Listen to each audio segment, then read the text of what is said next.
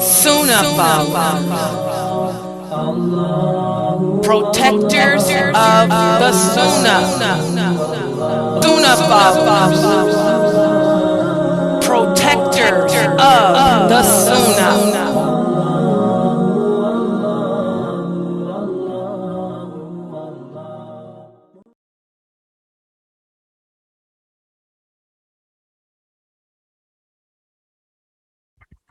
Ina alhamdulillah, wa salat, wa salam Allah, wa rasulallah. Welcome to another session of our Hadith class, and we are studying the Hadiths from the book entitled The Divine Hadith Qudsi. And this book was compiled by Sheikh Muhammad Saeed Atli, and it should be a part of everyone's library. And for those of you who have not yet ordered the book, go to www.adleyonline.com. The book is only $7 and pick up your book today. And it should take you just 3 to 4 days to receive the book. If there's a problem in receiving it, email the Islamic Center of Colombia, and he will address and send you out another one, inshallah. So let's look at the hadith that's up for discussion tonight. And this is hadith number 44. And this hadith is a Bukhari hadith, so you know it's authentic. And it's narrated by Abu Huraira. Abu Huraira tells us that the Prophet, sallallahu alayhi wasallam, said that Allah said, there are 3 people who he will contend against on the day of judgment. One is a man who made a promise in Allah's name and didn't keep it. Another is a man who sold a free man and enjoyed the price he received from him. And the third is a man who hired a person, and after receiving that person's services, did not pay him his wages. Subhanallah. Powerful stuff right here. Powerful. Let's focus on that last group. People who hire people to work for them and not pay them. This has become a big problem here with Muslims today.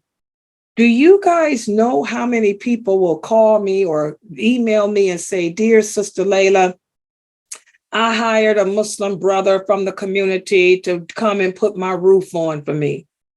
He took his time, and it took him 6 months to do the roof. But after he finished putting the roof on, he wouldn't pay me. He refused to pay me. Instead, he told me that he did it fi sabilillah, for the sake of Allah. Oh no. Just because a person is Muslim does not give you the authority to disrespect him and take advantage of him. If anything, you need to hold your promise to him even more. Okay, you should not expect people to work for you for free. And this is a problem with our nation today. We've become so slovenly. We've become so such people who lack dignity that we think that people are supposed to do for us for free. Okay, nothing is free. And then to make promises, to swear in the name of Allah to do something, or to promise in the name of Allah to do something, and you don't do it. How many of us do it as parents? How many of you brothers and sisters promise your children? You swear by Allah that if they bring home straight A's or just bring home a good report card, you're going to take them out to the movies. So they work hard. They bring home a good report card. And they say, okay, and you tell them, no, well, that's what you should do. Well, guess what? You done broke your promise with your children, and you done swore to keep that promise in the name of Allah. This is a major sin. Subhanallah. So this is a hadith that reminds us that we have to understand that Islam is a way of life based on dignity, humility, and balance. Our tongue, the promises we make to people, hiring people to do a service for us. We have to pay them. Don't make promises that you can't keep. Don't hire Muslims to work for you and then not pay them. Okay? A Muslim's money, his honor, and his blood are sacred. Okay? When you hire me to work for you, that's my honor. That's my blood. Subhanallah, that's my livelihood. So these are things that we need to keep in mind in our everyday living as Muslims. Who would like to share how this hadith impacts them? Go ahead, take the mic. Anyone? Yes, this is a very deep hadith. And that third category really stood out to me because I see it happen a lot, and not just against Muslims, but against Christians. And I mean, it's done against all kinds of people. It's such a terrible trait to have, to make a promise and a deal with someone that you will pay them for something. And then when they complete the work, whether you like the job or not, you made that agreement with them. And, and don't pay them. That I do see that a lot. And it's so unfortunate. Yeah, it is. Especially I see it in the Muslim community. I say, oh, well, he's for the sake of Allah, it's all feasibility, feasibility. You got this is my livelihood, Aki. We have to keep our promises, and a contract, you contract out for somebody to work for you. That's a promise. That's a promise too. Anyone else would like to share?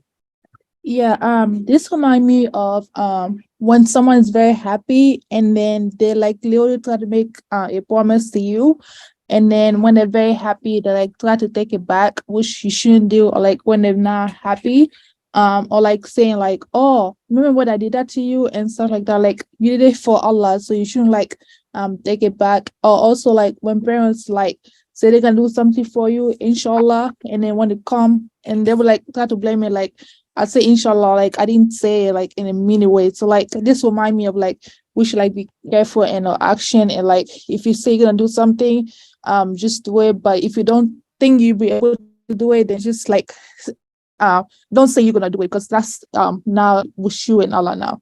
Exactly, guys. And like she said, a lot of people, I grew up with that too. I said inshallah. You still broke a promise. You swore to do something, or you promised to do something. Inshallah, not. Exactly. Go ahead, Sister Samira. Yeah, I'm going back. I was on the Facebook one. Assalamu alaikum. I'm going back. I was wondering if the same applies to a person that asks you for a loan and you loan them money and they don't pay you back. Exactly. That's even worse. That's a debt. If you don't pay off your debts, your soul will be in between the two worlds when you die in that grave. It'll be in hell if you died a sinful Muslim. If you were a Muslim that would have been in paradise, your soul ain't going nowhere. So yeah, debts is something even different. You're supposed to pay back your debts, guys. So it's more to it than just saying, oh, okay, it's all right, I'll have something over you. There's more to it than that. There's no such thing as that. Yeah, you got to pay. If a person owes you money, they got to pay you back, unless you tell them that they don't have to pay you back. That's a different topic altogether. Yeah. Okay. Yeah. Okay. Well, that was my question. Yeah, we got to pay back unless the person released you of that debt and told you don't have to pay them. You got to pay that person back, because that's what you're doing is borrowing. That's what a borrow means. If you give me $100, I'll pay you back in such and such amount of time. Then when that time comes and you say, I ain't paying you back, this is a sin. This is a major sin. Well, it bothered me because, this person would come to me frequently for loans, or actually Sedeka most of the time. But this time it was a loan. And then after I requested it several times, she cut me off. Okay, well, don't loan her no money no more. I don't associate with her. But Allah's gonna hold her accountable for that. She's gonna have to answer to Allah for that. Okay, cool. Thanks. The sin on her part. Yep. Okay, go ahead, Sister Mina. This hadith is actually a wonderful hadith. It's also, as Muslims, like say for instance, like with women, it's a lot of what I was saying earlier of Muslim women that makes clothing. and they promise, like say for instance, you put down a deposit or something for them to make your clothing, and they never even keep they promise to even do your clothing, or you email them, they'll stop emailing you back, they don't answer their phones, and I'm like, you're gonna have to answer to Allah for that, you know. So it really this one right here is like took me back to people not keeping their promise. It's like you're still gonna have to answer to Allah for it. You're Yeah, not getting over with it. though they're going to have to answer to you too. That's called the settling of the scores on the day of judgment. That's what that Sirat bridge is about. Whoever you owed money to, whoever you owe debts to, and you didn't settle the scores in this world, you got to settle it by giving up your deeds. Oh yeah, they're going to settle it with Allah and with you, because they got to cross that bridge and give you their deeds. You didn't pay me my money in this world, that's okay. You're going to pay it to me on that Sirat bridge. You're going to give me your good deeds and take my bad deeds in return. So do y'all want to go through that? You better keep your promises and pay your debts. Yes, go ahead, Sister Zaytun. This hadith reminds me how a lot, like the sister that was talking about borrowing and paying back, it happens a lot in like families or friends. Like, you know, they'll ask to borrow money from you, but when it's time to pay back, it's like they distance themselves, or like they expect you to be like, you know what, just forget it, you know. And there's so much, like so many, the limit of how many times you could just let it go is it has a limit, and people don't realize that just because I let go last time does not mean I'm gonna keep letting go. And sometimes people don't realize that when someone is you're borrowing something from someone, you don't know whether they really needed that money, but they thought that you needed more, and now they're giving it to you, trusting you that you will pay back. But and then when it's time to pay back, because the money is now so good, you don't want to spend that, you forget that this person was there for you when you needed it. I feel like it's more of like the person's character comes into display, and you realize like, this is why now that if a family member or a friend asks me money, they say borrow, I'm like, you know what, if I have it, I just give it to them, because I don't want to deal with the issue of like whether they want to pay back or not. I'm just like, here, if I don't have it, I don't have it. Exactly. Subhanallah, guys. You know, this is our honor. Subhanallah, you're demeaning yourself by not paying back your debts and or having people work for you for free. This destroys your honor. And you also cutting that person out of his income that he needs to survive. You know, it's something that we really need to think about. Yeah, anyone else? That is something to think about, because that is our honor. And it is talked about so many times in the Hadith about trustworthiness and how, you know, how important it is to be trustworthy. You know, I don't care how many times you pray or fast, but if you demean other people, take from them, have them work for you, and you supposed to pay them, and then you don't pay them. This is going on a lot nowadays. It's so many people that you can't even trust. And what's unfortunate is many of them are in the masjids. In the masjids. And they are taking from other people and using lies. You know, and it's so bad. It's so bad, and it's increasing. It's increasing. Exactly. SubhanAllah, guys, we have to watch ourselves. You know, we say that we believe in Allah. Again, it all goes back to Tawheed. The Prophet sallallahu alaihi wasallam said, whatever is in your heart will manifest itself through your actions, your behavior, your character. If you were a person that truly believes in Allah, you would keep your promises. If you were a person that truly believes in Allah, you wouldn't expect a person to work for you for free. If you were a person that believed in Allah, you would fear his punishment. So you would live your life doing the deeds and displaying the actions and character that's pleasing to Allah.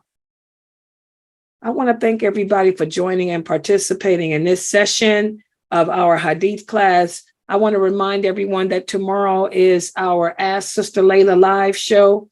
Please, guys, let your friends know on YouTube, Facebook, social media that they can call in from 8 to 10 to ask their questions live, and I'll take their questions and give them the answers with the Quran and the Sunnah.